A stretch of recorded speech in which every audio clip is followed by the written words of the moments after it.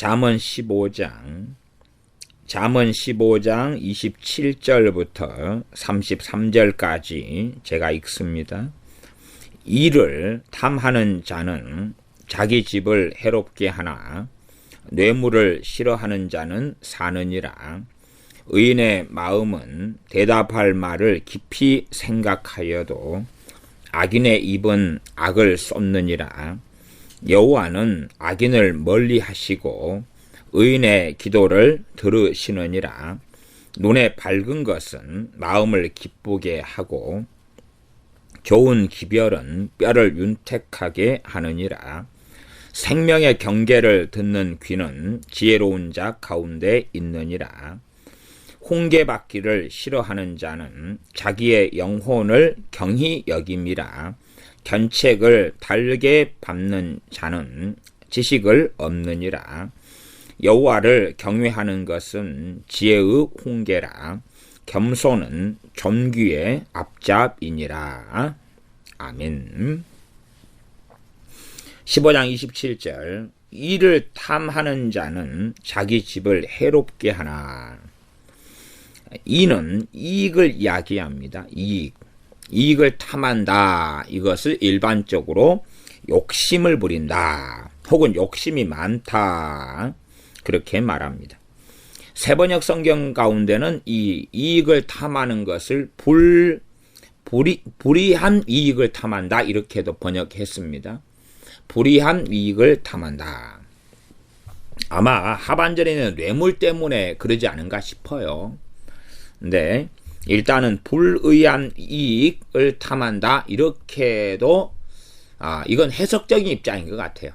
해석적인 입장이고 그냥 이익을 탐한다. 혹은 욕심 많은 사람 이렇게 하면 일반적인 번역이 될 것 같습니다. 이익을 탐하는 자는 자기 집을 해롭게 한다. 그러면 성공하려는 사람들은 성공하려는 욕심이 있어야 성공하죠. 그러니 일반적으로는 이익을 탐하는 사람은 자기 집을 해롭게 하는 게 아니라 자기 집을 풍성하게 만들죠.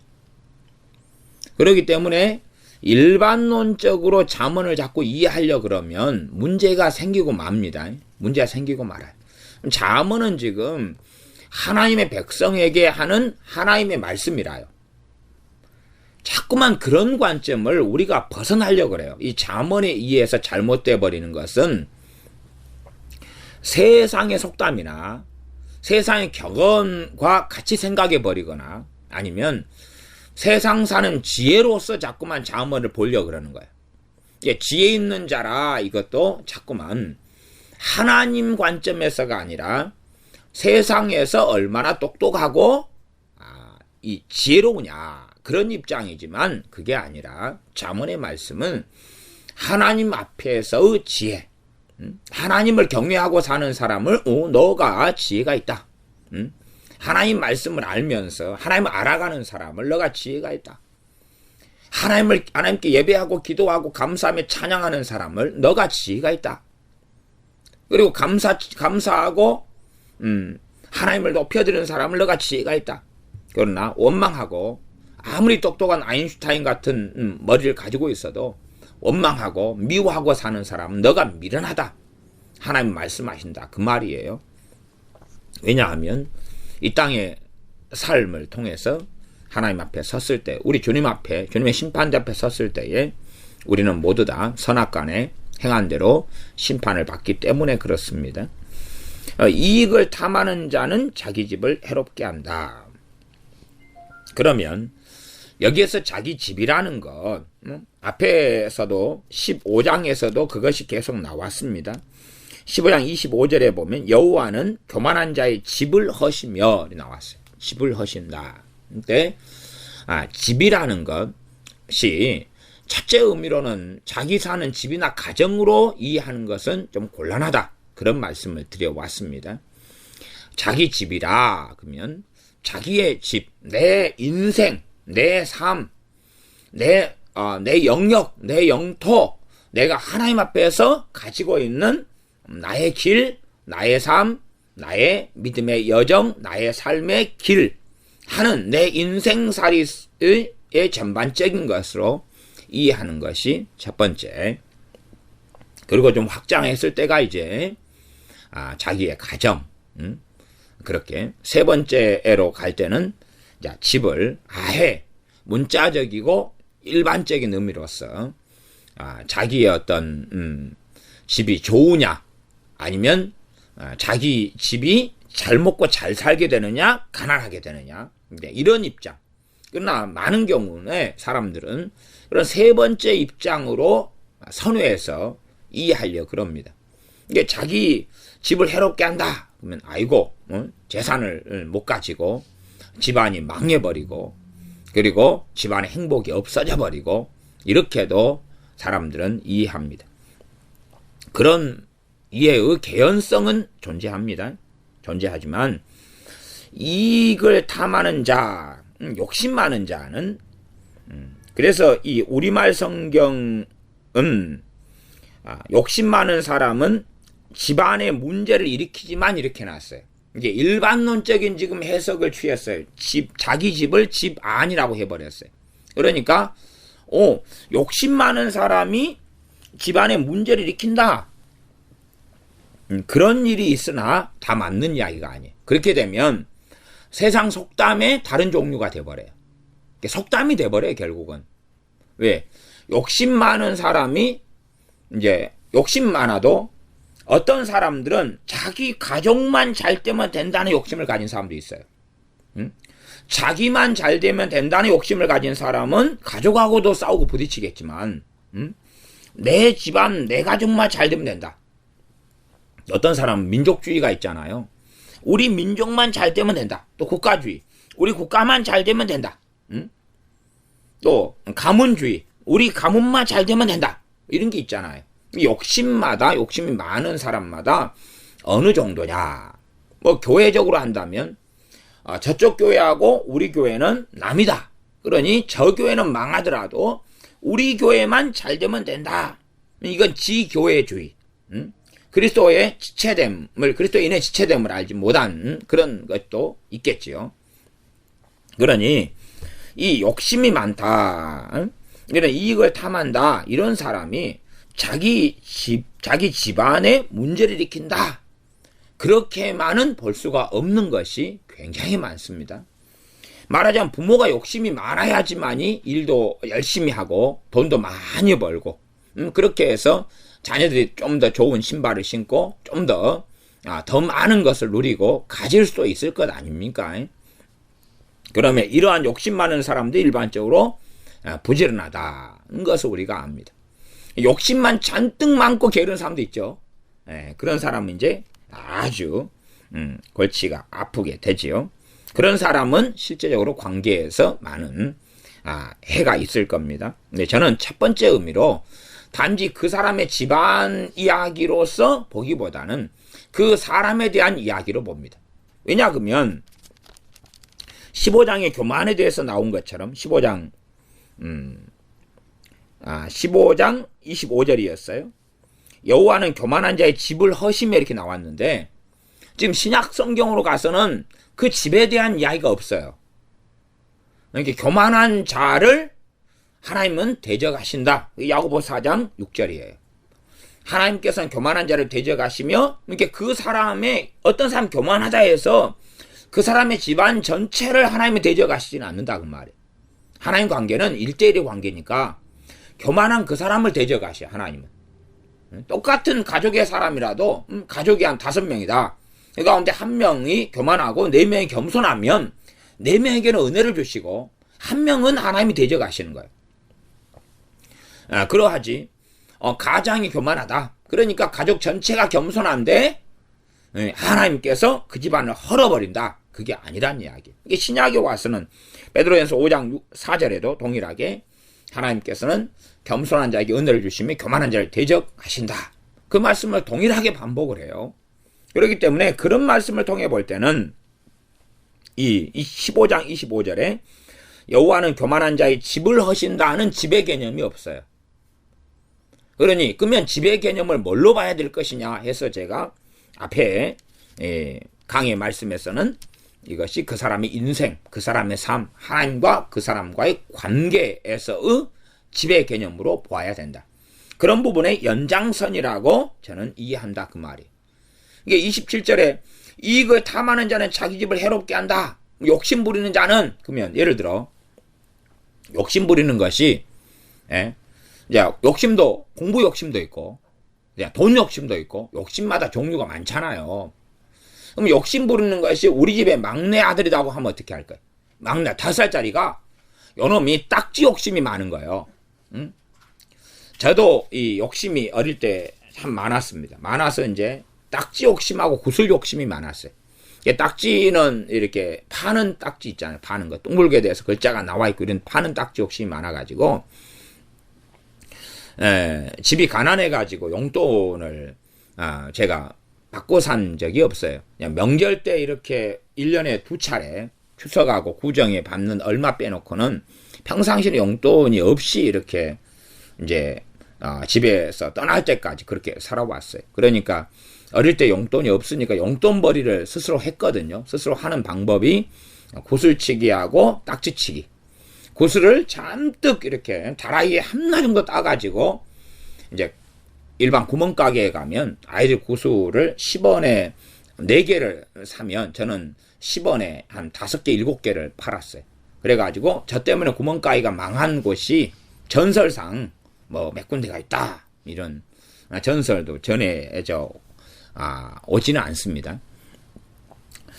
그래서 이제 구슬을 많이 이렇게 따가지고 구슬을 이렇게 팔았어요. 또 팔고, 그래가 그걸로 이제 또 50원 마련하면 아이스 깨끼 하나 사먹고, 또 20원 짜리 뽀빠이도 사먹고, 막 그렇게 김일성 눈깔도 사먹고, 고무과자 막 이렇게 사먹고, 그리고 다시 이제 구슬을 또 따요. 동네 아이들하고 또 해가 따가지고, 그 다음에 그걸 또 팔아요. 그렇게 해서 이제 이렇게 용돈벌이를 하고, 딱지도 마찬가지로, 딱지도 이제, 보통 한 20원 사면, 20원으로 해서 가게 새 딱지를 사면, 이제 한 20장이나 돼요. 그러면 이제 저는 20원이면 이제 한 50장 이렇게 팔면 20원을 받아가지고, 딱지를 또, 딱지치기해서 또 다 이렇게 따지요. 그래서 또 팔아요. 이렇게 해서, 딱지나 구슬에 대한 욕심이 많았어요.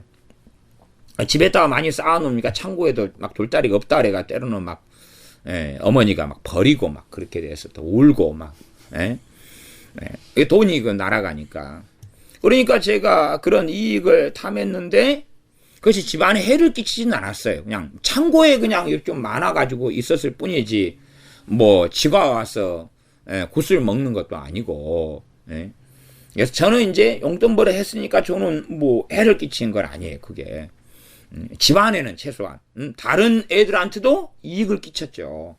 왜냐하면, 아니, 20원에 20장 살 걸 나는 20원에 50장을 주니까 얼마나 제가 덕을 베풀면서 긍휼과 자비를 베풀면서 삽니까? 비록 이제, 딱지가 따는 건 자기 실력이 떨어져가지고 저한테 잃어버리는 거, 꼬라버리는 거지. 뭐 그걸 어떻게 하겠습니까? 대신에 재미있게 시간은 보내는 거지, 해줄 때까지.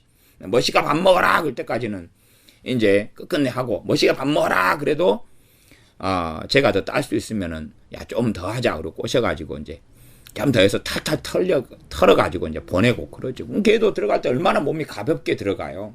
구슬이 막 호주머니 빵빵하게 와가지고 무겁다가 이제 저한테 다 하고 저가 그 무거운 짐을 짊어지고 집으로 들어가고, 걔는 가볍게, 내 짐은 가벼움이라 그래서 가볍게 들어가니까 걔도 좋아하고, 저는 짐이 무거워서 힘들어하고, 뭐 그런 거죠.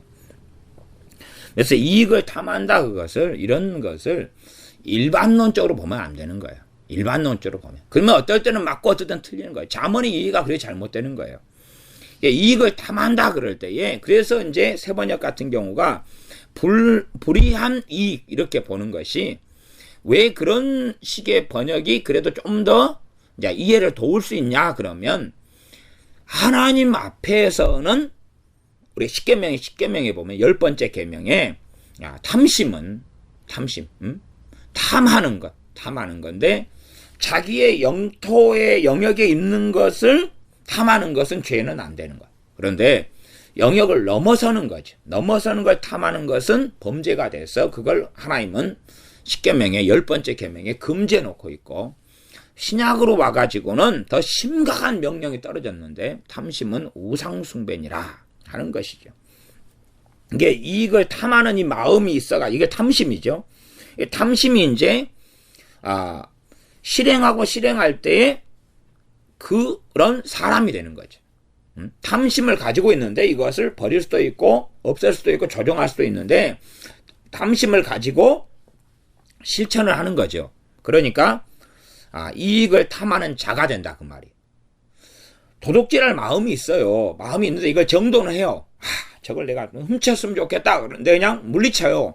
그건 도둑놈은 아니에요. 도둑놈은 언제부터냐 그러면 도둑질할 마음이 있는데 이것을 끝끝내 가지고 있고 실천에 옮겨야지 도둑놈이에요. 물론 하나님 보실 때는 뱃속에만 가지고 있어도 이 도둑놈아 그러실 수 있는데 우리 인간사에서는 실천까지 해야지만이 되는 거예요. 그래서 너희 마음을 지키라라고 하나님은 말씀하시는 거죠. 이익을 탐하는 이 탐욕과 탐심이 내 안에가 있는데 이것을 가지고 죄를 짓고 살아갈 때에 이익을 탐하는 자가 되고 이런 사람이 자기 집을 해롭게 한다. 그럴 때에 그 자기 집을 하나님과 나의 관계, 하나님과 나의 내가 살아간 내 인생을 무너뜨린다. 내가 살아간 내 인생의 집, 내가 하나님 앞에 사는 삶을 살지 못하게 한다. 그것이 이제 내가 무너짐으로, 내가 하나님 앞에 깨있지 못함으로, 내가 하나님 앞에 바르게 살지 못함으로 내가 사는 가족에게까지도 영향을 미치겠죠. 안 좋은 영향을. 좋은 영향을 다 미치진 않겠죠. 그렇게 이제 확장해서 우리가 이해해 갈 수 있고 기본적인 출발은 그렇게 하는 것이 저는 타당하다. 그렇게 봅니다. 하반절은 뇌물을 싫어하는 자는 사느니라. 요 사느니라로 갈 때에 이제 문제가 좀 복잡해져요. 그러니까 사실은 복잡해지는 것보다도 저는 아주 단순하고 명쾌해진다고 봅니다. 그러나 이제 현대 번역을 하는 성경 번역자들에게는 복잡해지는 걸로 보이는 것 같아요. 그래서 새번역 성경 같은 경우는 어떻게 하반절을 번역하냐 그러면 뇌물을 싫어하는 자는 사느니라 이것을 뇌물을 거절하는 사람은 오래 산다 그랬어요. 말이 맞아요 틀려요 실제로? 뇌물을 거절하고 받는 것하고 오래 살고 빨리 죽고 하고는 아무 상관이 없잖아요. 그러니까 이것이 새번역 성경이 의외로 굉장히 기도 안 하는 사람들이 번역한 성경인 줄 알 수가 있어요. 이게 자기 논리를 따라 번역했다고 제가 이야기했잖아요. 뇌물을 거절하는 사람은 오래 살 이유가 없잖아요 도대체. 병원을 잘 이용하고 건강하게 막 잘 유지하고 그래야 오래 살죠. 건강의 복을 하나님께 받거나 부모를 공경함으로. 그래서 뇌물을 싫어하는 자는 사느니라 그럴 때 사느니라를 그냥 어떻게 해야 될까 밑도 끝도 없이 산다 그러니까 이것은 산다 그 말이 누구 앞에서 살 수 있다고요? 하나님 앞에서. 이게 영원한 생명과 연관되는 이야기예요. 영원한 생명. 영원한 생명과 연관되는 이야기. 하나님 앞에서 삶. 하나님 앞에서 인정받는 삶이죠. 다른 말로 의인의 삶의 길도 포함한 이야기죠. 우리말 성경은 뇌물을 거절하는 사람은 살게 될 것이다. 살게 될 것이다 하고 사느니라 하고 비슷하게는 보이지만 좀 깊이 들어가면 좀 다르죠. 살게 되느니라. 아니 뇌물을 주든지 받든지 안 받든지 권력이나 뭐가 없어서 뇌물 받을 필요 자체가 전혀 없는 사람들 많아요. 그런 사람들 다 살고 있어요 그냥. 어차피 죽은 사람한테 뇌물 주지는 않잖아요.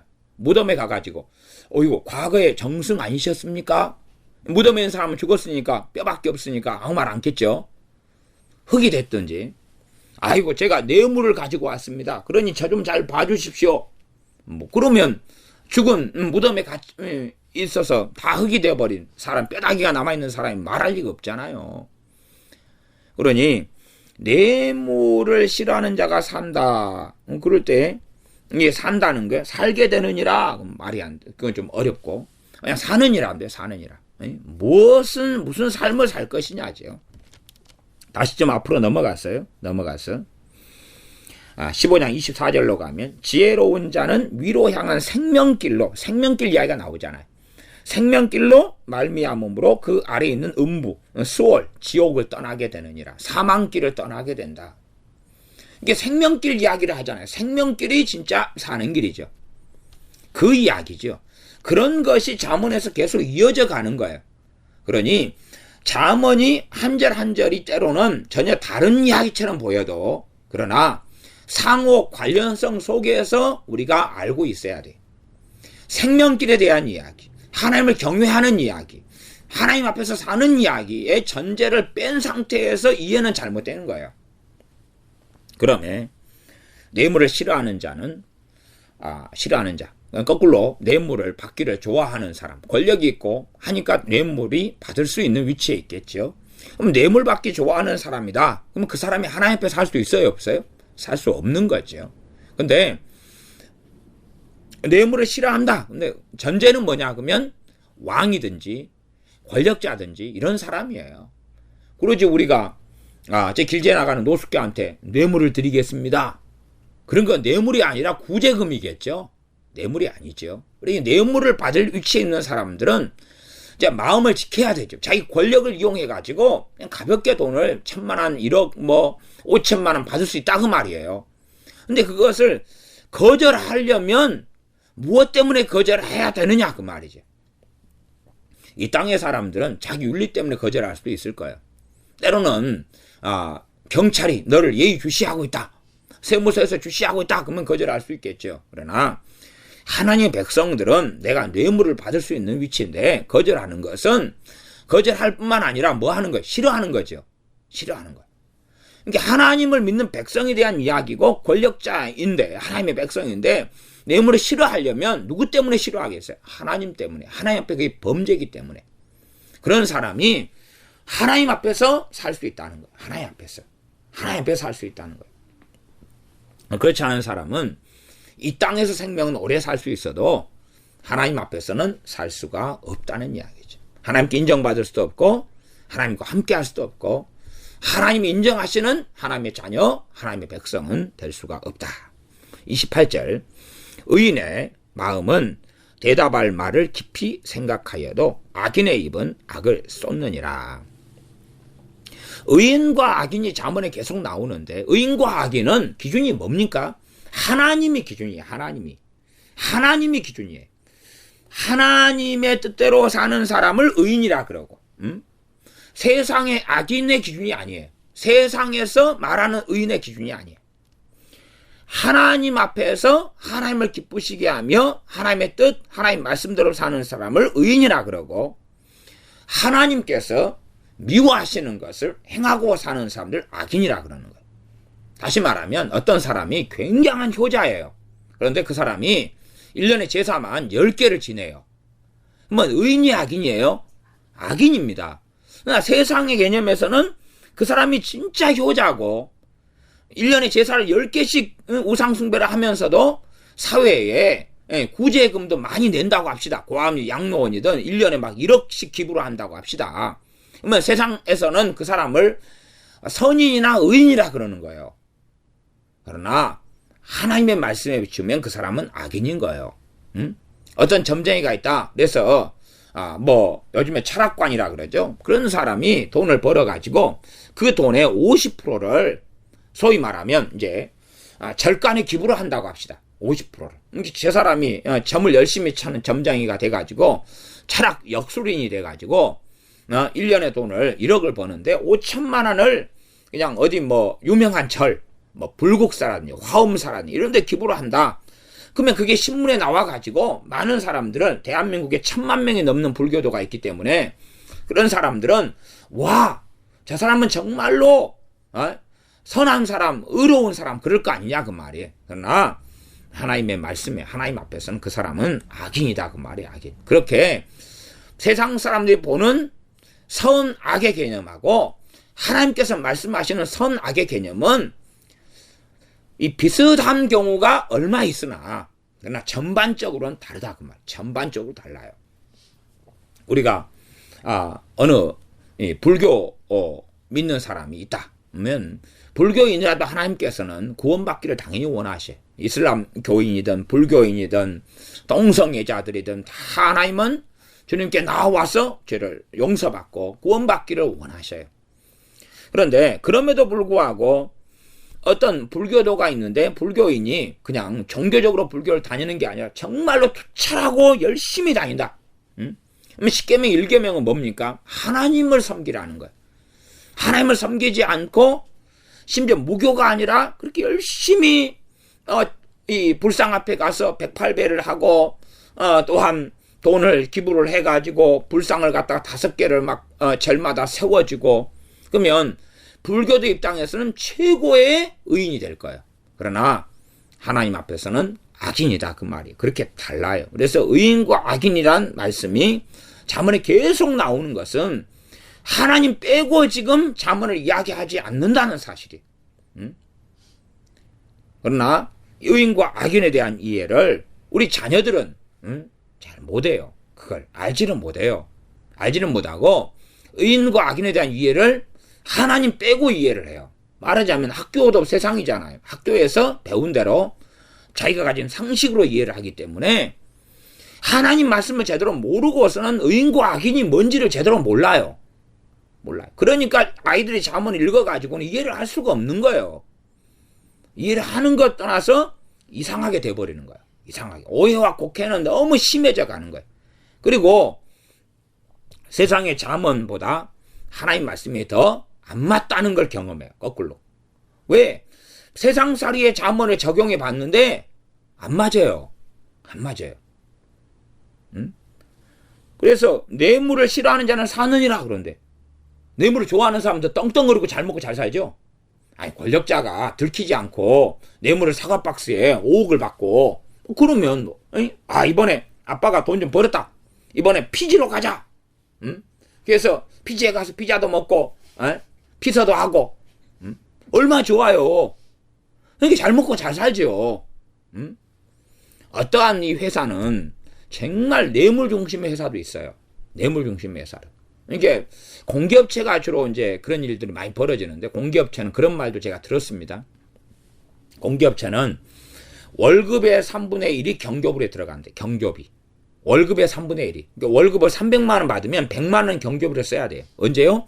경조비로 쓰지 않으면 승진이 안 되는 거예요.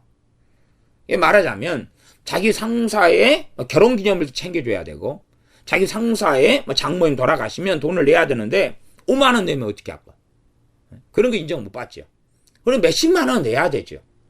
이게 무슨 행사가 있으면 다 이렇게 참여해야 돼. 열심히 참여해야 돼. 그래야지만 이제 인사 고과를, 승진 고과를 상사가 잘 주는 거예요.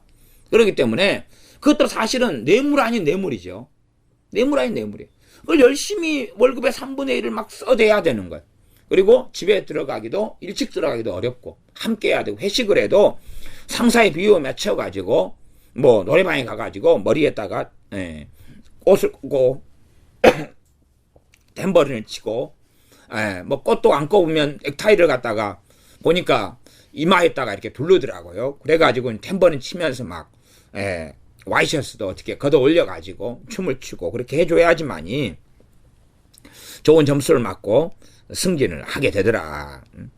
그러니 일반 아이들이 딱 볼 때 뇌물을 싫어하는 자는 사느니라? 근데 그게 아니란 말이에요. 드라마를 보고 연속극을 봐도 아니 살고 죽는 것하고 뇌물하고는 아무 상관이 없는 거예요. 근데 왜 이렇게 산다고 그러냐? 다 잘 먹고 잘 살고 막. 그러니까 하나님 말씀은 신뢰도가 떨어져 버리는 거예요. 전반적으로 됩니다. 신뢰도가 떨어져 버려요. 아니 이익을 탐한다. 뭐 아이들은 정말 탐욕이 많아요. 많은데 자기 집을 해롭게 한다 그러는데 자기가 이익을 막 탐하고 욕심을 부리고 친구 걸 도둑질해도 자기 집에는 해를 끼치지 않아요. 들킬 때가 문제가 벌어지지 안 들키면 문제가 없는 거예요. 오히려 도둑질 해가지고 엄마 이거 용돈 쓰세요. 그리고 2만 원 주고 엄마는 너무 좋아하고 자전거를 갖다가 훔쳐와가지고 타고 다니니까 엄마 자전거 사줄 필요 없어요. 왜? 이거 하나 어떻게 친구한테 얻었어요. 그래가지고 훔쳐온 자전거 타고 다니니까 엄마가 그래 아이고 참 내 자식은 사교성도 좋지. 그렇게 하고 그 다음에 이제 PC방 갈 돈이 부족하니까 또 그 자전거 또 팔고 3만에 팔아가지고 인터넷 통해 판 다음에 3만가 PC방 다니다가 또 자전거 하나 훔치고 제가 자전거를 한 3대를 잊어먹었어요. 3대를. 얼마나 차름쳐 가는지. 열쇠 꽁걸 해가지고 걸어놔도 그냥 착 갈라가지고 가져가더라고요. 제가 어느 건물 앞에 지나갔는데 제 자전거가 주차되어 있는 거예요. 열쇠로 채워져가지고. 제 자전거인 거예요. 보니까 저 건물에 몇 층에가 PC방이 있는 거예요. 아이고, PC방 누가 이거 내 자전거 훔쳤구나. 그래가지고 그 자전거를 경찰을 불렀어요. 이 자전거 내 건데 PC방에 들어가 있는 애가 누군가 가져간 모양이다. 일단은 여기 내가 1시간은 잠복을 해봤는데 안 나오더라. 현장에 잡으려고 그랬는데. 그래서 이 자전거를 내가 내 건데 당신들 공증하고 PC방 가서 주인이 있는가 나오라고 경찰 분들이 하셔가지고 없다 그러면 제가 가져갈 수 있게 해달라. 그래서 이제 범인이 안 나왔어요. 자전거를 또 가지고 왔어요. 가져가 놔뒀더니 그 다음날 바로 열쇠를 채워놨는데 바로 없어졌어요. 그러니 그런 애는 이걸 탐하고 나머지 자전거를 탐해서 또 그 PC방하고 제가 자전거 세운 우리 교회하고 거리가 가깝거든요. 또 그놈이 또 바로 가져갔는지 몰라요. 어쨌든 뭐 여러 번이죠. 뭐 지금은 자전거를 아예 그냥 구입하지를 않잖아요. 그러니 세상 사람들이나 이 어리석은 사람들이 잠언을 보는데 어리석은 사람들 대부분 우리 자녀들입니다. 또 어른들도 마찬가지고. 그러니 이것을 자꾸만 세상살이의 지혜로 보면 해당 사항이 없는 거예요. 하나님은 왜 이런 무식하시냐. 이게 솔로몬 이 정도밖에 안 됐어? 하나님의 지혜에 따른 솔로몬이 싸운 잠언이면 순위 이거밖에 안 돼? 이거밖에 안 돼. 그렇게 볼 거지요. 하나님을 굉장히 낮춰버리는 거예요. 왜? 잠언은 다른 성경 말씀보다 훨씬 어려워요. 훨씬 어려워. 이 한 구절 한 구절 안에 많은 것을 축약을 해놨기 때문에 축약을 해놨기 때문에 세상의 속담이라도 어려운 거예요. 그렇죠? 세상의 속담을 배우는 것도 어렵잖아요. 역지사지. 그러면 역지사지가 뭔가를 이해시키려면 쉽지가 않은 거예요. 한참을 설명해가지고 하면 조금 이해했다가 실제 무슨 일이 벌어진 다음에 봐봐라. 이것이 역지사지인데 그리고 설명할 때 좀 더 알아먹고 그래가지고 다 어느 정도 알아먹으면 자기가 그것을 자기 삶에 응용을 할 수 있을 때부터 역지사지를 좀 알았다 그러는 거예요. 그렇게 어려운 거예요. 예를 들어서 국어시험 문제는 그런 것도 있어요. 다음 중 이 속담하고 비슷한 내용이 있는 속담은 무엇인가? 그런 문제도 있어요. 그러면 대다수의 아이들이 틀립니다. 왜 틀리냐 그러면 모르니까. 그만큼 속담이나 격언은 알기가 어려운 것이 많아요. 물론 뭐 간단하게는 남말은 새가 듣고 반말은 쥐가 듣는다. 그걸 듣고도 뭐 쉽게 다 이해해야 되는데 틀린 애들도 많이 나와요. 그게 무슨 뜻이냐 써라 그러면은 그러게요. 새가 어찌 우리 말을 들어요? 참 이상하지. 과거의 조상들이 참 미련했나 모양이에요. 그러니까 이것은 말이 안 되는 소리다. 말이 안 되는 소리를 하지 말라. 그렇게 이제 답을 써놔요. 반말이 쥐가 들어요. 밤은 요즘에는 쥐가 없고 고양이가 많아요. 들고양이가 야생고양이가. 그래서 반말은 고양이가 듣는다. 그런 게 좀 맞지 않아요? 근데 고양이도 또 말귀를 못 알아먹더라고요. 참 과거의 조상들 그래서 공부를 못했고 못 살았던 거예요. 그리고 또 답을 써놓는 거예요. 예, 그만큼 이해하기 어렵다 그런 말이죠. 그러면 잠언은 훨씬 더 어려운 거예요. 안 그러면 세상 박사들이 잠언을 정말로 쉽게 다 이해할 것 아니에요. 박사들은 더 많이 이해할 거 아니에요. 그러나 이 신학 박사님들도 이 잠언을 제대로 이해를 못해요. 왜냐하면 자기의 이 머리와 명체를 의지해서 하기 때문에 어려운 거다. 28절입니다. 의인의 마음은 대답할 말을 깊이 생각하여도 악인의 입은 악을 썩느니라. 의인의 마음은 대답할 말을 깊이 생각한다. 깊이 생각한다. 의인의 마음은 대답할 말을 깊이 생각한다. 무슨 말을 질문을 들었는데 이것을 내가 하는 대답이 하나님 앞에 옳으냐? 하나님 앞에 타당하냐? 이게 하나님 앞에 사는 사람들이 의인이 본질이에요. 의인의 본질은 하나님 앞에 사는 사람들이에요. 내 말을 경청하시는 분이 하나님이신 것을 아는 사람들이에요. 내 마음을 감찰하시는 분이 지금 현재 내 마음을 감찰하시는 분이 하나님이신 줄을 아는 사람들이에요. 이게 의인의 기본적인 거예요. 그렇기 때문에 자기가 어떤 말을 한다 할지라도 그것이 하나님 앞에서 어떻게 될 것이냐. 내가 하나님 앞에서 바른 말을 해야 되는 거예요. 하나님의 마음을 시원케 해드리는 말을 해야 되는 거예요.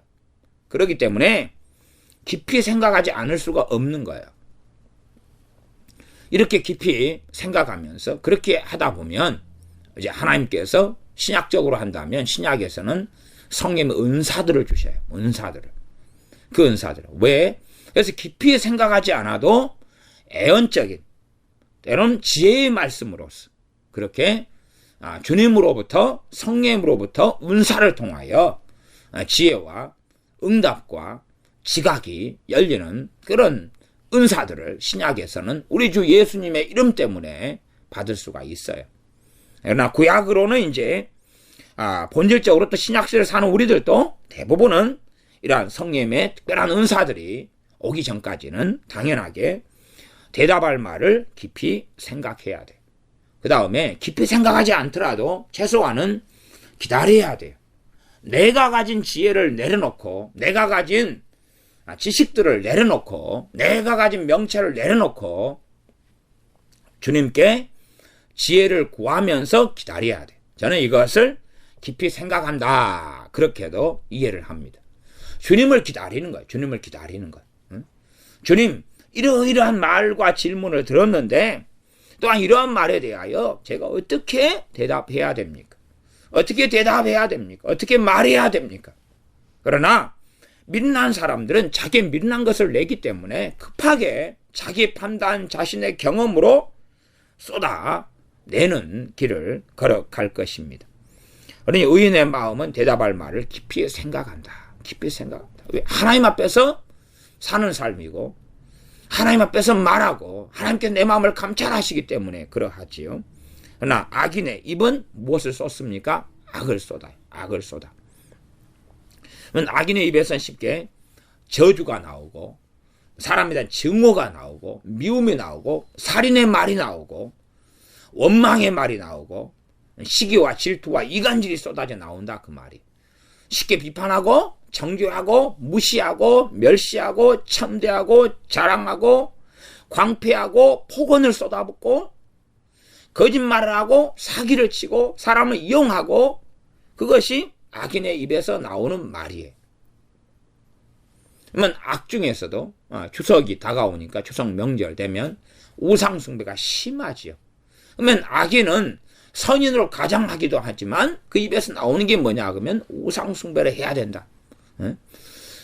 주님을 믿는 하나님을 섬기는 믿는 사람이 가족이다. 그래도 그들의 신앙을 무시하고 조롱하는 거예요. 그러면서 제사 지내러 가자.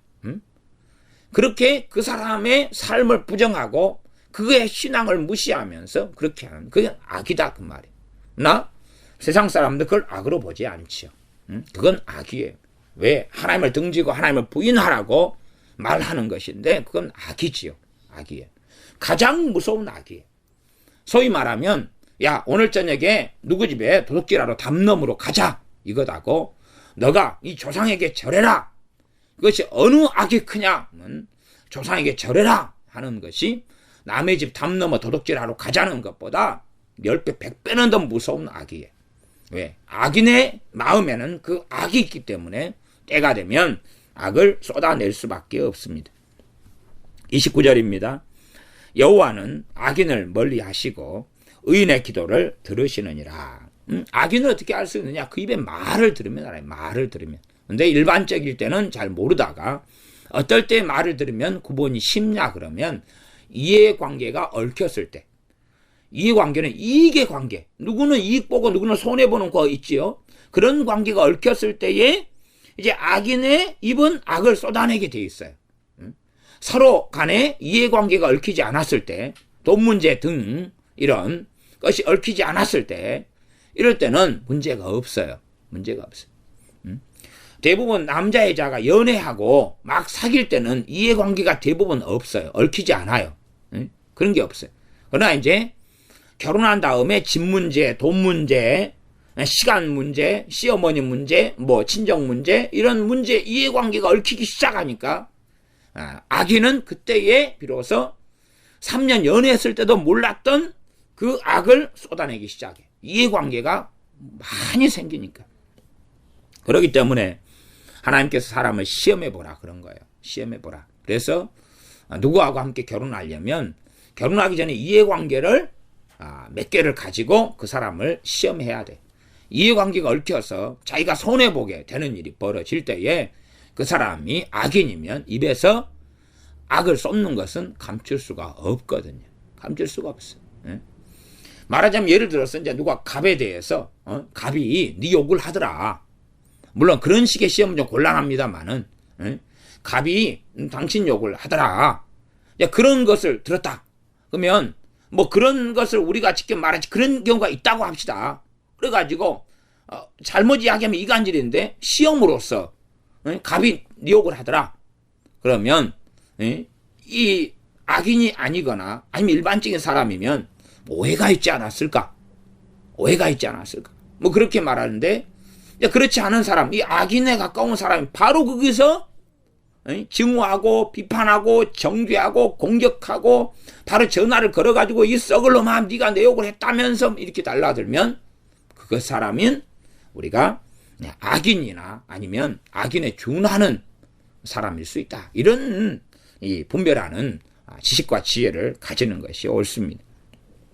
여호와는 악인을 멀리하시고 의인의 기도를 들으시느니라. 하나님께서는 악인을 멀리하신다. 그러면 악인의 제사를 하나님 미워하신다고 앞에 구절에 나와 있었습니다. 그런 것처럼 악인을 멀리하셔. 이건 절대 변하지 않습니다. 변하지 않아요. 그러니까 어떤 악인이 나 예수님 영접하고 믿었어. 그러니까 이건 상관없지 않아. 실제로 악인이 예수님 영접하고 믿을 수 있어요. 한편 강도처럼. 근데 그 다음에는 그는 이제 변해가야 되는 거예요. 변해가야 되는 거예요. 악을 버려가야 되는 거예요. 한순간에 바로 버릴 수는 없다 할지라도 버리는 여정 가운데, 의롭게 사는 여정 가운데 들어야 되는 거예요. 그 악인으로 살아왔던 그 악을 주님께서 십자가의 피로 용서해 주심에 자기 같은 악인을 구원해 주시다니 이제는 주님께서 원하시는 뜻대로 내가 살고 싶고 살기를 원합니다. 그래 기도하면서 도와달라고 기도하고 그렇게 하면서 변해가는 길을 걸어야 되는데 어떤 악인이 나 예수님 믿고 영접했다. 신약시대 아니냐. 그러니 나 예수님 믿었으니까 천국 가고 그리고 내가 악인으로 내 멋대로 살아가더라도 하나님은 나를 사랑해야 되는 거야. 그런 사람들도 교회 안에 많다 그 말이에요. 그것은 거짓말이다. 거짓말이다. 하나님께서는 변하시지 않는 것이 악인을 멀리 하시는 거다. 그러니 악인이 기도한다 할지라도 듣지 아니하시리라. 그들의 기도를 듣고 비웃으신다 하는 말씀이 이루어지는 것입니다. 의인의 기도를 들으시느니라. 우리가 죄인이고 때로는 악인들이 우리 주 예수님을 통해서 하나님의 자녀가 됩니다. 그러면서 말씀대로 살아가요. 믿음으로도 의롭다 함을 얻고 행함으로도 의롭다 함을 얻는 길을 걸어가는 것이 하나님의 뜻입니다. 야고보서 말씀에는 믿음과 행함은 함께 간다. 함께 간다. 그래서 믿음이 행함을 통하여 그 사람을 돕고 세우고 마찬가지로 행함도 그 사람을 믿음을 돕고 세워서 함께 연합하여서 그 사람을 세운다고 말씀해. 근데 어떤 사람이 예수님을 믿음을 통해서 믿음으로 의인이 되었어요. 그러나 그 사람이 어리석고 죄 가운데 넘어지고 쓰러져요. 그러면 그 사람이 기도했을 때 응답을 받겠느냐 못 받겠느냐? 충분히 받는다. 왜? 대신 누구를 의지하고 기도해야 됩니까? 주님을 의지하고 기도할 때 응답을 받는 거예요. 주님을 의지하고. 주님을 의지한다는 것은 주님의 의로우심을 덧입고 기도한다는 거예요. 내 의는 다 쓰레기통에 버릴 것밖에 없으니까 내가 의로움은 없고 다 누더기 같으니까 주님을 의지하고 기도하는 거예요. 대신에 내 뜻 내 마음대로 내 정욕대로 기도하는 게 아니라 하나님 앞에 살기를 원하여 하나님 앞에 거하기를 원하여 하나님께 순종하며 하나님을 기쁘시게 하는 삶을 살기 원하여 그 가운데 기도하는 기도가 하나님께 들으심을 받게 되어집니다. 근원적으로 의인의 기도를 들으신다. 그래서 이 의인은 구약적으로는 하나님을 기쁘시게 하는 사람, 난 이게 신약으로 와서는 두 가지 의미를 같이 내포하게 될 수 있어요. 첫 번째는 하나님 말씀대로 사는 하나님을 경외하는 사람이 의인이고, 두 번째는 하나님을 경외하고 살지 않았는데도 우리 주 예수님의 의를 믿음을 통해 입은 사람들이 의인이 되어버려요. 이게 얼마나 놀랍습니까? 신약이 십자가 이후로는 너무나 놀라운 것이 펼쳐졌어요. 그래서 예수님을 통하여 의인된, 믿음으로 의인된 사람들도 해당이 돼버리는 거예요. 해당이 돼버려요.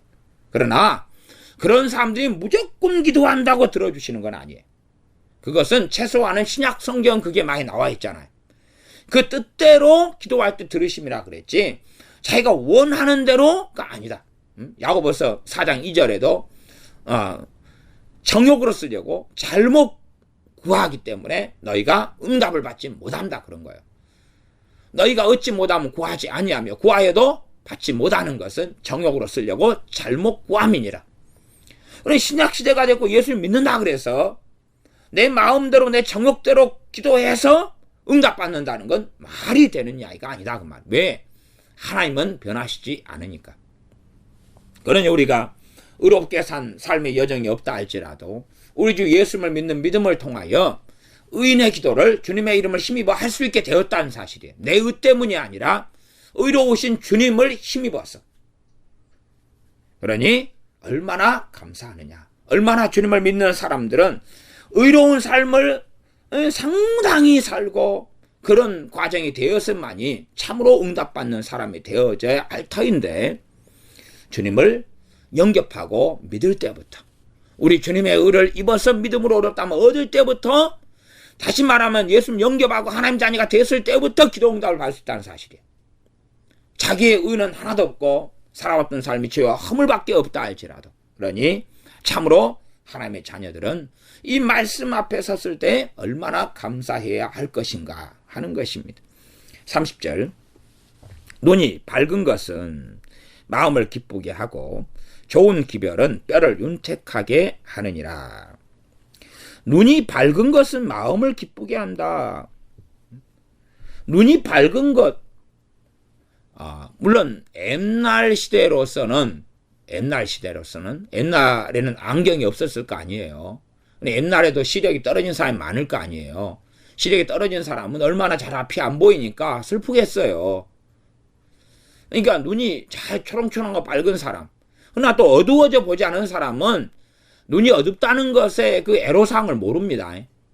그러니 눈이 밝은 상태로 계속 있는 것은 그것이 얼마나 좋은 건지를 또 모르는 사람도 많아요. 그러니까 그런 현실적인 이야기로서 보면 사실은 별 의미가 없게 되는 거죠.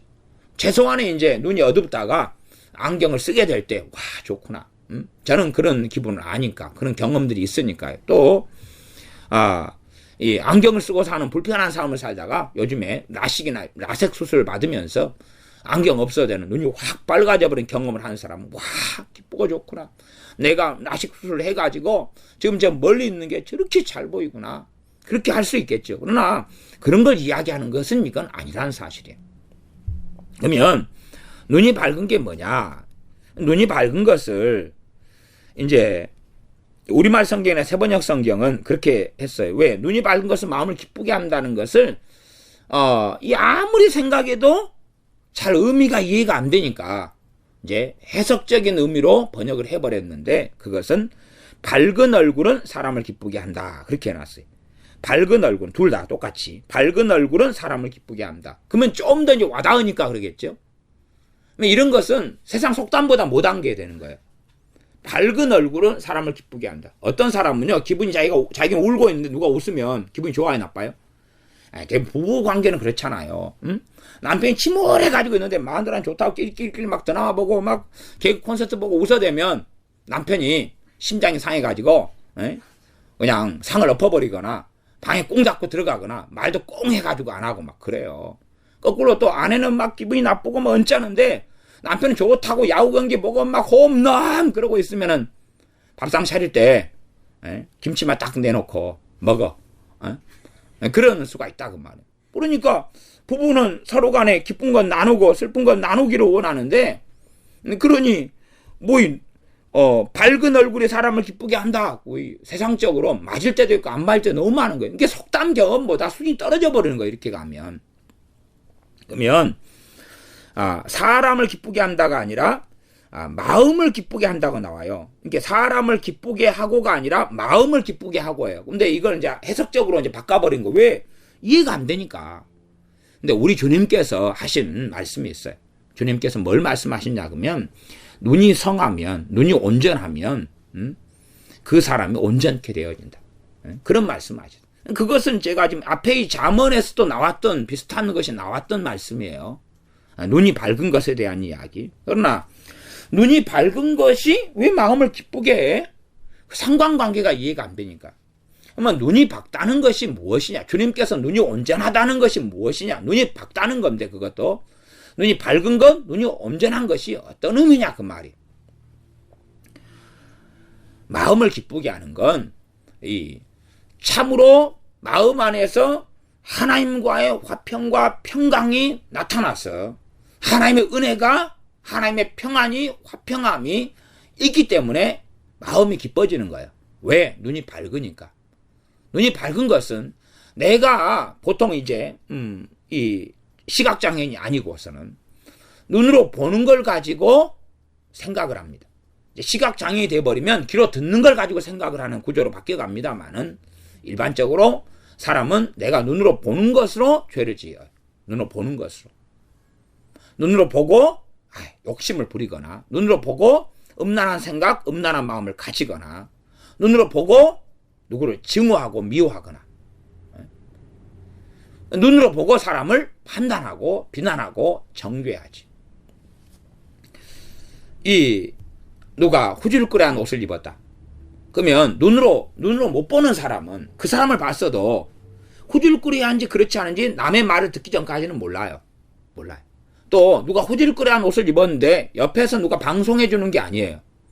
지금 길지런한 사람이 지금 건널목에 같이 시각장애인 나와 서가지고 건너편에 건너려고 20명이 서 있는데 저 가에서 제가 오른쪽 첫 번째 사람은 후줄그레한 옷을 입었고 두 번째 사람은 양복을 입었고 세 번째 사람은 아줌마인데 아줌마 밑에가 쫄쫄이 바지를 입었고 그거 20명을 다 방송을 누가 해줍니까? 시각장애인 애완견이 해줍니까? 그럴 리가 없잖아요. 내가 보면서 내 입장에서 사람을 판단하고 평가하는 거예요. 그렇게 죄 짓는 삶을 사는 것을 눈이 어둡다 그런 말이에요. 말하자면 나는 막 내 집을 보니까 후줄그레하고 내 통장의 잔고를 보니까 돈이 별로 없는데 다른 사람 잘 나가는 걸 보고 마음에 시기심이 생기고 질투가 생기고 이게 눈이 어둡다는 거예요. 그러면 하나님과의 화평하고 평강할 수 없죠.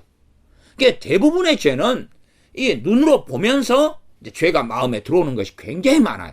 그래가지고 마음에서 그것이 굴러가죠. 눈덩이처럼 굴러가는 거예요. 그럼 눈으로 봤던 것을 기준으로 해가지고 이제 과거를 상기하고 그런 일도 굉장히 많아요. 동일하게 드라마를 봐요. 그리고 죄를 짓죠. 공포 영화를 봐요. 그 다음에 그것이 마음의 두려움으로 각인되고 남죠. 척키가 나타나가지고 도끼를 들고 나타났나 척키가?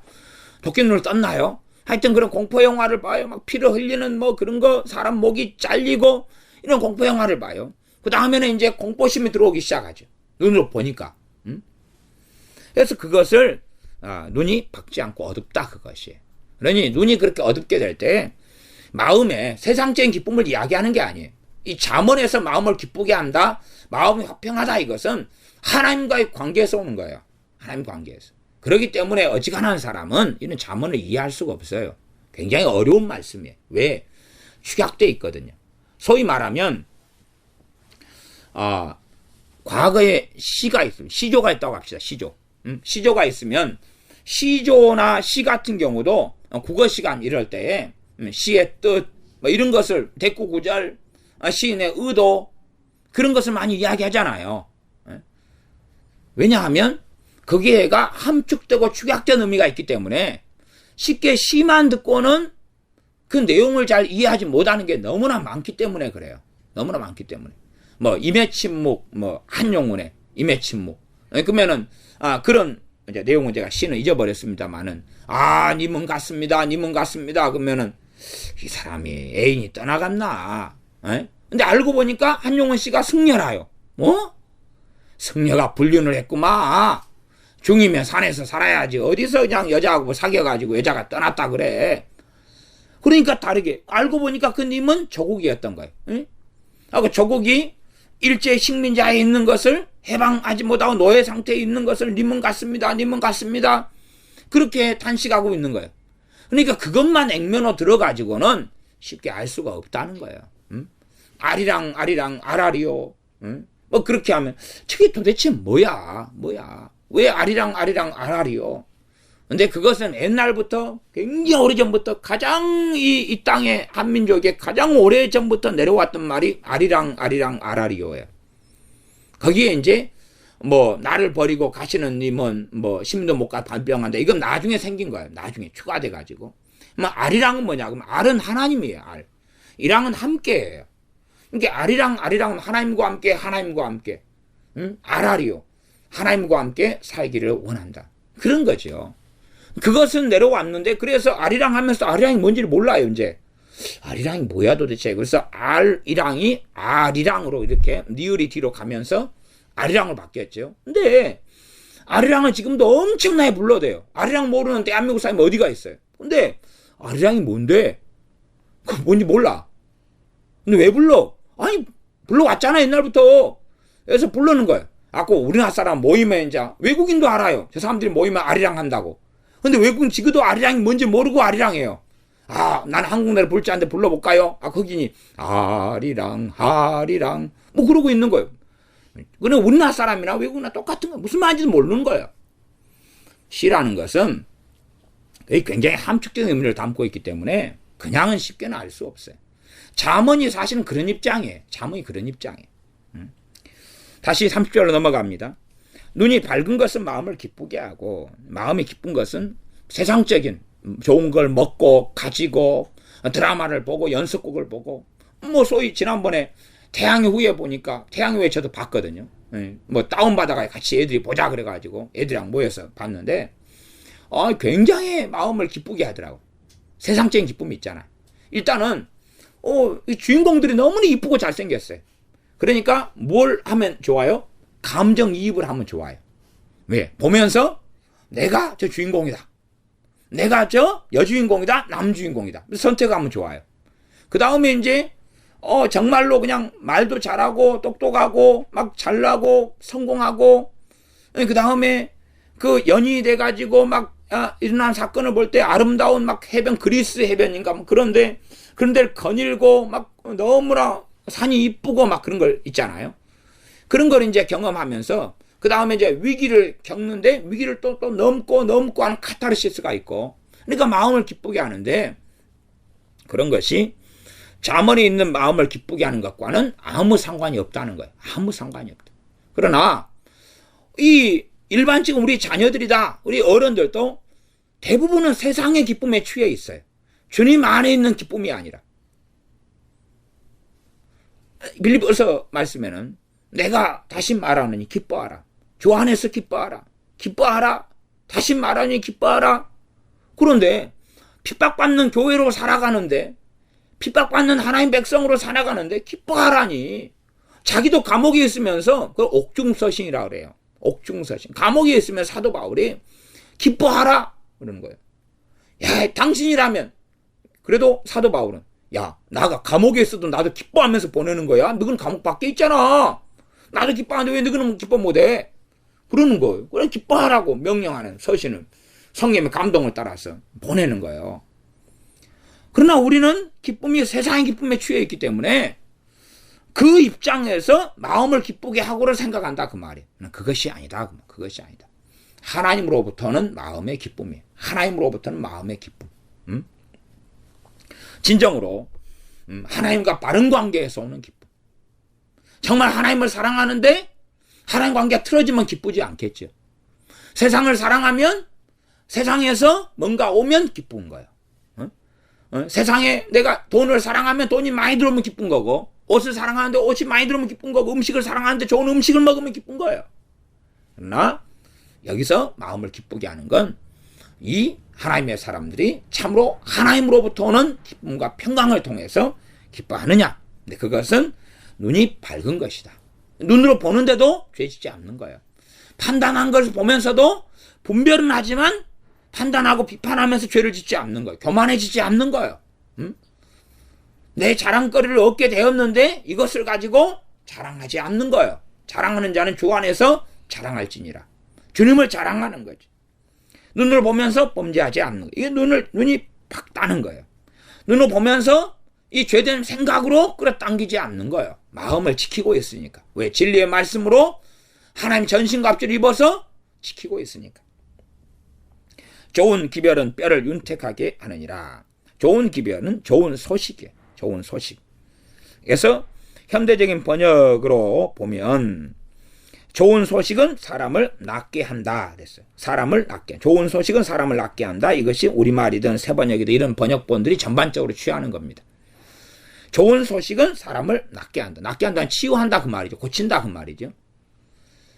좋은 소식을 듣는다고 사람이 낫게 되는 경우가 많아요, 적어요? 예, 그건 거의 없죠. 거의 없어요. 말하자면 무슨 좋은 소식을 지내? 자, 내 가족이 암 환자라고 합시다. 암 환자인 내 가족에게 무슨 좋은 소식을 전해야지 그가 낫게 될까요? 치료될까요? 그건 안 되겠죠. 누가 좋은 소식을 전했어도 암 환자는 자기 몸이 아프면 기분 나빠할 수도 있어요. 막 자기는 암 때문에 막 고통스러워하는데 그 조카가 와서 작은 어머니, 내 결혼할 여자입니다. 그래서 우리 이제 결혼하게 됐어요. 그래서 이번에 결혼식 합니다. 그러면은 지금은 좋다고 희덕거리고 있는데 이 암 환자인 작은 어머니는 마음 좋겠냐 그 말이에요. 그러나 정말로 작은 어머니가 이 조카를 너무 내 자식처럼 사랑했으면 조카의 소식은 기쁜 소식이겠죠. 그러나 그럼에도 내 몸이 고달플 때는 그것이 기쁜 소식이 되지는 않는 거예요. 그러니 이런 것이 골치 아픈 거예요. 이런 것이. 왜? 자기식이 이해를 해보려면 잘 이해가 안 되니까. 그러면 기쁜 기별이 뭐냐? 그러면 기쁜 기별은 소식이에요. 이게 사람 사이의 소식이 아니라 하나님으로부터 오는 소식이죠. 하나님으로부터 오는. 하나님으로부터 오는. 그러면 첫째는 응답이고 응답. 다윗처럼 하나님께 저를 용서해달라고 엎드렸는데 하나님 용서해 주시는 거예요. 주시는 거예요. 하나님 용서하심을 입는 거예요. 또한 하나님의 말씀을 통해서 이렇게 신약으로 와서의 좋은 소식은 뭐예요? 굿뉴스. 복음이죠. 복음은 우리에게 뼈를 윤택하게 하느니라. 뼈를 윤택하게 한다는 것을 사람을 낫게 한다. 이렇게 이제 요즘 번역본은 번역을 했어요. 근데 뼈를 윤택하게 한다. 사람을 치유한다는 거죠. 굿뉴스. 이 땅에 주님이 오셔서 사람의 질병을 치유하셨어요. 주님께서 오신 이 소식은 우리의 구주가 되셔서 우리의 왕으로 오신 주님께서 본래부터 왕이시지만 또한 이 땅에 왕으로 오셨는데 주님을 믿는 사람들은 영혼의 구원을 받아요. 죄의 용서를 받습니다. 또한 주님의 이름으로 귀신을 쫓아낼 수 있고 주님의 이름으로 병든 자에게 손을 얹은 즉 나으리라 말씀하셨습니다. 이러한 좋은 소식이 첫 번째 좋은 소식은 우리 주 예수 그리스도께서 오셨다는 거예요. 우리 주 예수님께서 우리의 죄를 위해 십자가에 죽으셨다는 거예요. 부활하셨다는 거예요. 다 좋은 소식이죠. 이 좋은 소식은 우리의 뼈를 윤택하게 한다. 뼈를 윤택하게 한다. 건강을 가져온다. 건강을 가져온다. 이 좋은 소식, 이 복음의 소식은 우리로 하여금 하나님 앞에 살게 하는 거죠. 하나님의 말씀도 다 좋은 소식이에요. 하나님 말씀. 본질적으로 그래요. 하나님 말씀을, 그 가운데 믿음의 말씀을 우리가 취하면 이 믿음의 말씀은 치유를 가져와요. 그러니 기본적으로 좋은 기별이라 할 때 좋은 소식인데 이것을 하나님을 빼놓고는 이해해서는 안 돼. 하나님을 제외하고 이해해서는 안 되고 하나님과 관계성에서 이해해야 되고 하나님으로부터는 좋은 소식이에요. 첫 번째는 신약으로 와서 첫 번째 우리에게 그리스도인에게는 이것이 복음이죠. 물론 이제 구약에서도 좋은 소식은 그리스도께서 오신다는 거였죠. 그래서 사마리 여인 같은 경우는 그리스도를 기다리고 있었죠. 메시아를 기다리고 있었어요.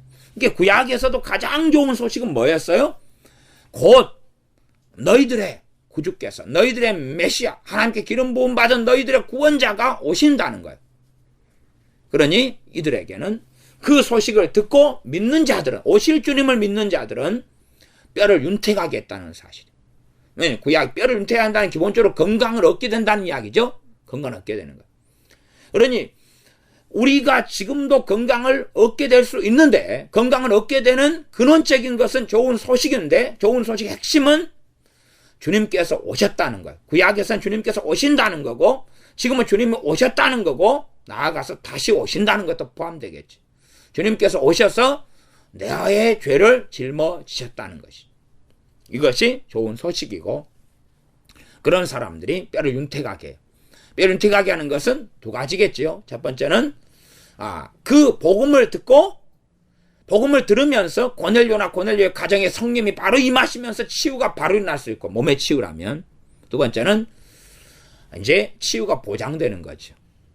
치유의 보장은 뭡니까? 주님이 채찍에 맞으심으로 너희가 나음을 입었도다. 그러니 주님의 이름으로 병 고침을 받게 될 수 있는 거예요. 이게 치유를 이미 얻은, 이미 주님으로부터 이루어진 치유를, 육신의 치유라면 이루어진 치유를 믿음을 통하여 가져올 수 있고, 병든 사람 손을 얹고, 또한 성령님께서는 병 고치는 은사들을 주시면서, 교회 지체들에게 주시면서 병든 자를 주님의 이름으로 치유하도록 하시는 거죠. 그러니 이러한 전반적인 것이 함께 연결되어져 있습니다. 물론 이제 제가 이런 부분을 더 연결지어서 자세하게 이야기할 수 있지만, 그렇게 하다 보면 곧 우리의 손주들이 또 애 낳는다는 소식이 들려오기 때문에, 그래서 너무 장황하고 길어지니까 뭐 좀 덜 자세하더라도 제가 좀 절제를 하면서 줄여가고 있다는 것까지를 이해해 주셨으면 좋겠습니다. 31절입니다. 생명의 경계를 듣는 귀는 지혜로운 자 가운데 있느니라. 생명의 경계는 보통 책망, 꾸짖음 이렇게 이해됩니다. 생명의 경계를 듣는다. 생명의 경계를 듣는 귀는 지혜로운 자 가운데 있느니라. 생명의 경계를 듣는 귀, 사람이 듣는 귀를 가지고 있겠죠. 이 듣는 귀를 가지고 있는 사람은 그 사람이 있는 자리가 누구 중에 있다고요? 지혜로운 자 중에 있다. 그 말은 지혜로운 자 가운데 있다. 그 말은 생명의 경계를 듣는 귀를 가진 사람은 지혜롭다. 그 말이죠. 그 사람이 바로 지혜로운 자다. 그 말이에요. 지혜로운 자의 많은 지혜로운 자 가운데 한 사람은 생명의 경계를 듣는 사람이다. 생명의 경계는 우리말로는 생명을 살리는 꾸지람 이렇게 번역했고, 우리말 성경, 세번역 성경은 목숨을 살리는 책망 이렇게 했어요. 목숨하고 생명은 좀 많이 틀리죠. 목숨은 주로 우리의 육신의 목숨에 쓰는 단어고, 생명은 내 영적 생명, 하나님과 관계, 내 영혼의 구원에 관해 쓰는 단어이기 때문에 세번역에 목숨이라 이렇게 해버리면은 의미가 왜곡될 가능성의 문이 상당히 많이 생겨버리기 때문에 저는 생명이란 그 단어를 그대로 사용했으면 하고 바라는 입장이죠. 그래서 생명의 경계를 듣는 귀는, 생명의 경계가 뭐겠습니까? 첫째, 복음이죠. 구약에서는 오실 메시아에 대한 소식이고, 나아가서 잠언으로 한다면 여호와를 경외하라는 거예요. 하나님을 경외하라는, 하나님을 두려워하라는 거예요. 하나님을 섬기라는 거, 이게 다 생명의 경계예요. 그 다음에 생명의 경계 최고병은 이제 우리 주님께서 오셨다는 거예요. 우리 주님을 믿으라는 거죠. 이게 생명의 경계죠. 이 생명은 영생이죠, 영생. 그러니 단지 경계를 꾸지람이나 책망만으로 이해하면 곤란해요. 그래서 다른 단어, 유사어인데 같은 단어는 아니에요. 이게 개역성경이, 이 세번역이나 우리말은 꾸지람이나 책망으로 번역을 했는데, 저는 그렇게 번역될 수 있으나 그냥 경계 그걸 살려가지고 요 지금 38선 경계를 저 넘어가면 죽어, 이 안에 있어야 돼, 총 맞아, 뭐 이런 거, 이 절벽을 넘어가면 떨어져 죽어, 이 경계지요. 책망하고는 좀 다르겠죠. 경계를 하는 것과 책망은 공통적인 요소가 있으나 다른 부분이 있어요. 너가 주님을 믿어야 돼, 주님을 영접해야 돼, 주님께서 너를 위해 죽으셔서 십자가에서 생명을 주는 경계지. 그리고 이런 생명의 경계는 전서로 가면 이 구약 성경의 말씀이 경계와 교훈으로, 거울로서 기록되었다. 하나님을 원망하는 사람들이 이렇게 죽임을 당했다. 간음하다 이렇게 죽었고, 하나 원망하다 죽었고, 불평하다가 죽었고 우상숭배하다 이렇게 됐다. 이것이 경계다. 그런 거죠. 이것도 다 생명의 경계에 속하는 거예요. 신약에 와서는 굉장히 많은 말씀들이 배교에 초점을 맞추고 있어요. 하나님을 배신하고 배반하고 그리스도를 배반하지 말아라. 주님께서 그 말씀을 많이 하셨어요. 인자를 배반하고 배역하고 거부하고 부인하는 자는 내가 하나님과 천사들 앞에서 그를 부인할 것이다. 그런 것처럼 이 배교에 대해서 많이 말씀하셨는데 신약에 와서도 그러면 이 배교하지 말라도 생명의 경계가 되는 거예요. 그래서 지난번 말씀에는 도를 배반하는 것에 대해서 말씀했었잖아요. 그게 잠언 15장 10절에 보면 도를 배반하는 자는 엄한 징계를 받을 것이요. 이렇게 이야기해요. 견책을 싫어하는 자는 죽을 것이니라. 이 죽은 것도 육신의 죽음이 아니라 하나님 앞에서 죽음을 이야기했어요. 하나님 앞에서 죽음을. 그런 것처럼 생명의 경계다. 이것도 첫 번째는 복음이죠. 생명을 살리는 것 복음이죠. 영원한 생명을 주는 건 우리 주 예수 그리스도의 십자가의 복음이죠. 그러니 이걸 듣는 귀를 가지면 지혜로운 자 가운데 있고 지혜로운 자로 인정받게 될 것이죠. 나아가서 이제 믿는 사람이라도 생명의 경계는 많다. 배반하지 마. 주님 배반하지 말라. 심지어 깨어있어 기도하라. 이것도 생명의 경계에 들어가는 것입니다. 주야로 하나님 말씀 묵상하라. 이것도 생명의 경계 속에 들어간다고 저는 본다. 그 말이에요. 그래서 구약에도 생명의 경계가 되는 말씀이 많이 있어요. 그리고 신약에도 많이 있는데 최고봉은 우리 주 예수 그리스도의 십자가예요. 그 다음에 요한계시록에도 뭘 말씀합니까? 이 예언의 말씀을 듣는 자. 듣는 자. 그러니까 단지 한 귀로 그냥 아이들의 수업 시간에 가서 학교에 수업을 열심히 들었는데 빵점 맞았다. 그럼 열심히 들은 게 아니죠. 그러니까 그것은 듣는 귀를 가지고 있지 않았다. 그 말이죠. 근데 잘 들어가지고 우수한 성적을 거두었다. 그러면 들었다. 그 말이죠. 요한계시록에서 이 예언의 말씀을 듣는 자와 읽는 자는 또 지키는 자는 복이 있다. 그럴 때 그 듣는 것과 지키는 것이 연결되어 있는 거예요. 그게 떨어져 있는 게 아니에요. 그 다음에 요한계시록 1장이 그렇고 요한계시록 22장에는 이 예언의 말씀을 지키는 자가 복이 있다고 주님이 마무리로서 다시 말씀하셔요. 핵심 포인트로서. 그러니 듣는 것과 지키는 것은 연결되어 있는 것이지 듣고 한 귀로 마이동풍 흘려버리는 것이 아니다는 사실이에요. 그러면 생명 연결을 듣는 귀는 듣는다는 이야기는 들어서 어디에 집어넣습니까? 마음에 담아두는 거예요. 마음에 담아두는 거예요. 꼭 마리아에 대해서 애언을 마음에 담아두었다. 이런 것이 기록된 것처럼 그러합니다. 생명의 경계를 듣는 귀는 지혜로운 자 가운데 있느니라. 32절 훈계받기를 싫어하는 자는 자기 영혼을 경히 여김이라. 영혼 문제가 나왔잖아요. 그러니 이 훈계라는 것이 세상살이에서 훈계가 아니에요. 야, 너 그렇게 부지런히 공부 안 해가지고 어찌 되겠냐? 이런 것을 이야기하는 게 아니에요. 이 훈계는 하나님의 말씀에서 비롯되는 거예요. 하나님의 말씀에서 비롯되는 거예요. 하나님 말씀에서 하나님 뜻에서 어그러질 때에 진리의 말씀으로 훈계하는 거라 그 말이에요. 그렇기 때문에 부모들에게는 자녀에 대하여 주의 교양과 훈계로 양육하라 그러는 거예요. 그러나 많은 부모들은 잔소리로 양육하는 거예요. 잔소리로. 이게 말하자면 공부를 이야기할 때에 공부가 중요한 게 아니에요. 공부는 중요하지 않아요. 다시 말하면 누구를 위해서 공부를 하느냐가 중요한 거예요. 누구를 의지하고 공부하느냐. 주님을 의지하고 하느냐. 자기 지혜와 명체를 의지하고 하느냐. 자기의 성공을 위해 공부하느냐. 주님을 위해 공부하느냐가 포인트인데 단지 주님은 다 사라지고 없고 공부, 실력만 이야기하는 어떤 믿는 부모라면 그 사람은 하나님 없는 삶을 사는 거예요. 유감스럽게. 그러니까 우리 자녀에게 공부를 이야기할 수 있으나 더 중요한 것은 주님을 위해 살기 위해서는 많이 배우는 게 중요하다. 주님을 위해 사는 것을 도와야 되는 거예요. 그런 가운데서 공부로 나아가야 되는 거예요. 그러나 주님 빼버리면 공부는 의미가 없는 거예요. 주님 빼버리면. 공부는 학생에게 중요하지만 그러나 학생 이전에 하나님의 자녀고 하나님 백성이 그리스도인이라면 누구를 위하여 사는가? 누구를 위하여 공부하는가? 누구를 위하여 먹고 마시는가가 본질이라는 이야기죠.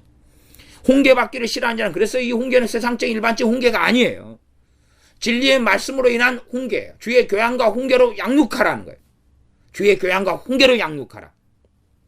똑같이 도둑질 할 수 있는데, 그러나 윤리적으로 도둑질하지 말아라 이렇게 잡는 것이냐, 아니면 도둑질하는 자는 하나님 나라에 들어오지 못하리라 하는 하나님 말씀으로서 하나님 앞에서 삶을 다루느냐 하는 것은 정반대의 길에 있을 때도 많습니다. 훈계받기를 싫어하는 자는 자기 영혼을 경히 여깁니다. 그러면 세상적인 훈계라면 야, 왜 부지런하지 않냐? 하나님 앞에서 부지런함이 아니라, 그러면 자기 영혼하고는 상관이 없는 거예요. 그러니 자녀들이 훈계받기를 싫어하는 자는 이렇게 들으면 이건 뭐예요? 부모 잔소리죠. 그러면 전혀 영혼하고는 상관이 없는 이야기가 되잖아요. 뭘 이해하겠느냐 그 말, 부모도 이해 못하는데. 그래서 자기가 충분히 어른들이 소화하고 먹고 이해한 다음에 자문을 설명하고 강론하고 가르쳐줘야 되는 거예요. 너희도 읽어라 그래가지고 자녀들을 아주 미치광이로 만들어버리는 게 자문이 아니라는 사실이에요. 그게 유감스러운 거예요. 얼마나 축약되어 있어서 어려운 성경이 자문인데, 자기 영혼을 경히 여깁니다. 가볍게 여긴다. 하나님의 말씀 우리가 읽고 들을 때 뭘 받아? 훈계를 받죠. 근데 안 받아버려요. 내 마음에 안 들으니까, 안 맞으니까, 듣기 싫으니까. 그러면 이건 자기의 영혼을 가볍게 여긴다. 자기의 영혼을 경히 소홀히 가볍게 여긴다는 말은 유감스럽게 지옥 갈 수 있다는 이야기예요. 영원한 멸망을 받을 수 있다는 이야기예요. 왜? 하나님의 말씀으로 오는 훈계와 경책을 듣기 싫어하는데 그의 영혼이 하나님 앞에 살 수가 없잖아요. 그 사람이 영원한 멸망 속에 들어가고 얼마든지 주님을 잃어버린 채 살아가요. 명목상의 신자, 명목상의 그리스도인으로 남은 채 하나님 없는 사람이 돼버리는 사람들도 요즘에는 많고 구약의 이스라엘에는 아주 많았습니다. 견책을 달게 받는 자는 지식을 얻느니라. 견책은 훈계와 연결되어지죠. 책망이에요. 책망을 달게 받는 자. 달게예요. 달게는 정말 어려운 것입니다. 왜? 책망을 받는 것은, 꾸지람을 받는 것은 힘든 일인데 이걸 달게 받는다는 건 어려워요. 그러나 그래서 어려운 건데 달게 받는 사람은 지식을 얻는다. 무슨 지식입니까? 하나님을 아는 지식, 여호와를 아는 지식, 주님을 아는 지식, 그런 지식을 얻어. 진리의 지식을 얻어. 진리의 지식을 얻으니 얼마나 그는 그 진리의 지식, 하나님을 아는 지식을 통하여 하나님께도 하나님을 신뢰하고 믿는 가운데 그분의 자비하심과 긍휼하심을 믿고 아는 가운데 나아갈 수 있겠느냐. 33절, 여호와를 경외하는 것은 지혜의 훈계라. 겸손은 존귀의 앞잡이니라. 여호와를 경외하는 것은 지혜의 훈계라. 지혜의 훈계라는 이 지혜의 훈계 이렇게 이제 원어가 돼 있어요. 히브리어 원어가. 그러니까 꽤 어렵습니다. 그래서 그냥 지혜의 훈계라 그러면 이 새번역 성경은 번역의 형태가 역동적 번역을 취하고 있어요. 역동적 번역은 공동번역도 그런데 직역하고 의역의 성경의 중간을 취하는 거예요. 그러니까 사람들이 잘 이해하지 못하는 부분은 해석이 있는 번역을 해주는 거고, 이해할 수 있는 번역을 해주는 거고, 이해될 수 있는 부분은 직역을 그대로 하는 것이 역동적 번역입니다. 이렇게 유동성 있는 번역이다 그 말이에요. 그 다음에 우리말 성경 같은 경우는 직역 성경인 개역 성경은 개정 개역판하고 그 다음에 새번역 성경의 중간 정도예요. 중간 정도. 그러니까 직역 성경인데 역동적 번역보다는 반 정도밖에 안 되는 그러한 이 4분의 1 정도만 사용하는, 소위 말하면 그런 의역이 들어갔다 그 말이에요. 그러니까 좀 어지간한 것은 직역 4분의 3 뭐 이렇게 제가 그냥 이렇게 정확히 맞는 이야기는 아니에요. 그냥 이해되기 쉽게 설명하는 거예요. 4분의 3 정도는 직역을 해주고 4분의 1 정도는 좀 이렇게 잠깐 이해하도록 이런 양상의 번역에 양상을 띄는 게 우리말 성경인데, 그래서 지혜의 훈계라 그러면 직역인데 그것 가지고는 이제 이게 뭔 말인지 이해 못하겠다. 그렇게 되니까 우리말 성경 같은 경우는 지혜 있는 훈계 갖고 의를 있는 이로 이렇게 바뀌어가지고 지혜 있는 훈계다. 여호와를 경외하는 건 지혜 있는 훈계다. 그렇게 해놨어요. 그러면 지혜 있는 훈계라 이렇게는 이제 좀 의역적으로 살려놨는데, 여호와를 경외하는 것 지혜 있는 훈계 뭐 이제 그러면 두 개 연결하면 또 이해가 안 돼요. 머리 좋은 사람 이해하시겠죠. 그 다음에 이제 새번역으로 가면 새번역은 70인역을 중심으로 따랐습니다. 그래서 여호와란 단어를 이 아도나이 그래가지고 아도나이로 이 70인역 헬라어 번역 성경 70인역은 아도나이로 가기 때문에 그리고 이제 그 실제로 왜 아도나이란 말은 주님이란 말입니다. 주님. 왜 주님으로 새번역 성경이 번역하냐 그러면 이 구약의 히브리인들은 여호와란 단어를 여호와가 이제 모음이 없어요. 본래 그리고 야훼 돼 있는데 야훼를 발음을 안 해요. 그러니까 야훼를 눈으로는 야훼를 볼 때 아도나이라 그래요. 그렇게 그들은 읽었어요. 그렇기 때문에 아도나이라고 쓰는 거예요. 주님이라고 쓴다 그 말이. 그건 이제 번역에 대한 이야기니까 좀 많이 크게 아실 필요는 없습니다. 그래서 새번역 성경 같은 경우는 이 33절을 주님을 경외하는 것은 지혜가 주는 훈계이다 이렇게 했어요. 그래서 지혜의 훈계를 지혜가 주는 훈계라 그랬어요. 상당히 다르죠 이제. 상당히 달라요. 그러면 그런 부분에서 지혜의 훈계라가 이해하기가 굉장히 난해한 이런 직역이다 그 말이.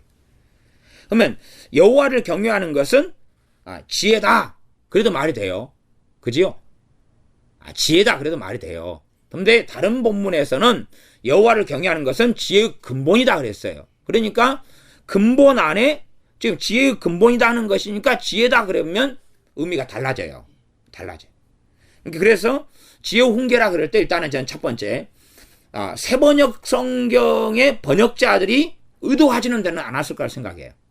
근데 이 새번역 성경 보니까 지혜가 주는 훈계다 이렇게 번역을 했어요.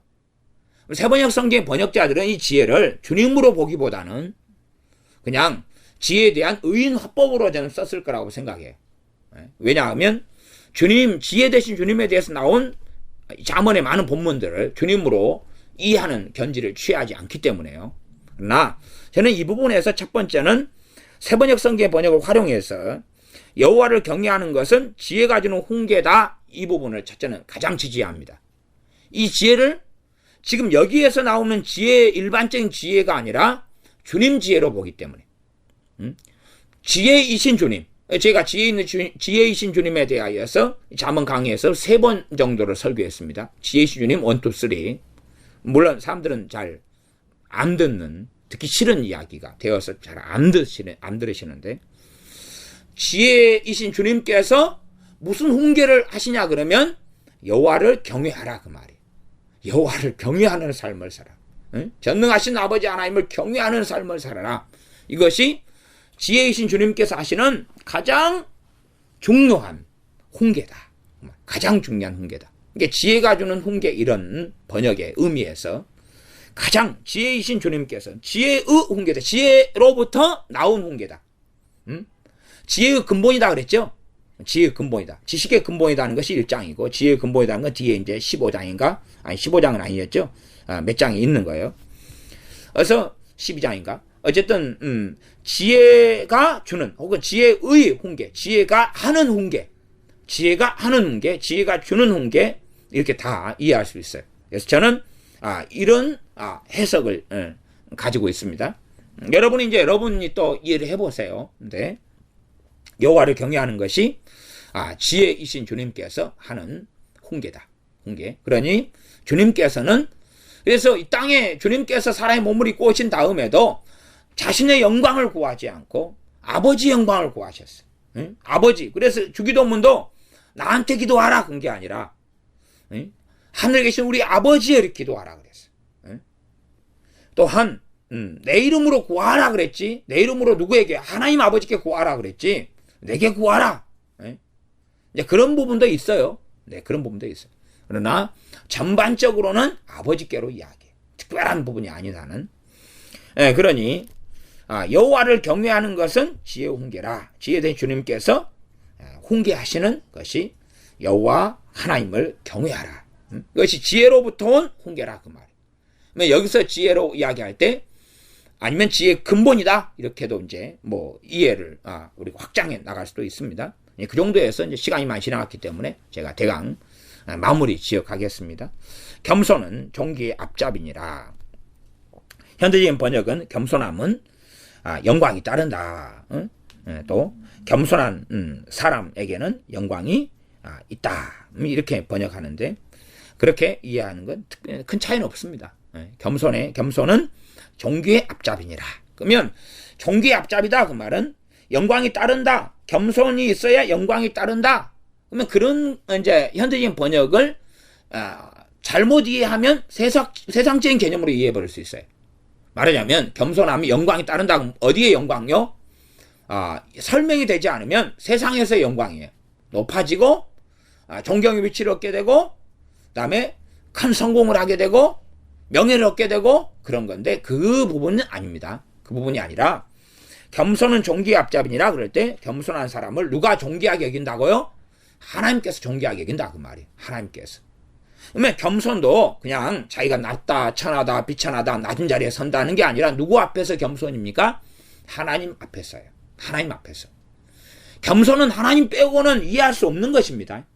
사람과 사람 사이의 겸손도 하나님 앞에서 겸손 없는 그런 것이면 그것은 겸손이 아니에요. 사람 사이에 겸손하는 것을 하나님 앞에서 겸손으로 하나님께서 여기시는 경우가 있지만 그러나 진정 하나님으로 인한 하나님 때문에 하나님 앞에서 겸손이 아닌 한은 진정한 겸손은 없는 것입니다. 그러므로 겸손은 하나님 앞에서 겸손이에요. 하나님 앞에서. 내 지혜와 내 명체를 의지하지 않고 내 총명을 의지하지 않고 또한 내가 하나님을 위한 삶을 사는 게 진짜 겸손한 삶이고 하나님을 의지하고 무리하고 하나님을 신뢰하고 살아가는 삶이 겸손한 삶이에요. 그러니 하나님 앞에서 내가 교만해지고 오만방자해지는 것은 내 지혜와 지식과 내 고집과 아집과 독선을 세우면서 살아가는 것이 교만한 삶이고 그게 반대편에 겸손이 있어요. 겸손한 사람은 내 주장을 하나님께 하기보다 하나님의 말씀 66권을 청종하고 듣는 기도 이런 거 떠나서 하나님 말씀을 통해서 먼저 들으려고 그래요. 하나님 말씀에 귀를 기울인다는 말이. 하나님 말씀을 그래서 주야로 묵상하지요. 왜? 내 것을 배설물처럼 사도 바울처럼 버리는 삶을 살기 때문에 하나님 말씀 중심으로 삼지 하나님 말씀에 무관심한 채 내가 듣는 기도 하랍니다. 린다 올스 듣는 기도 내가 들어볼랍니다. 그러는 게 아니에요. 진짜 들으려면 하나님 말씀으로 와야 돼. 하나님 말씀으로 와서 하나님 말씀을 하나님 앞에서 엎드려서 듣고 상고하고 묵상하고 또한 성령을 통하여 깨닫게 해달라고 기도하고 구하면서 그래서 하나님 말씀으로 채워지는 사람, 다시 말하면 말씀 충만한 사람, 그런 사람이 진정으로 겸손하고 겸손한 사람의 길을 걷는 사람이고 그런 사람을 하나님께서는 존귀케 해주십니다. 그래서 요한계시록 같은 데 보면 하나님께서 그들에게 영광을 주시며 그들을 영화롭게 하시는 것을 우리는 봅니다. 기도하겠습니다.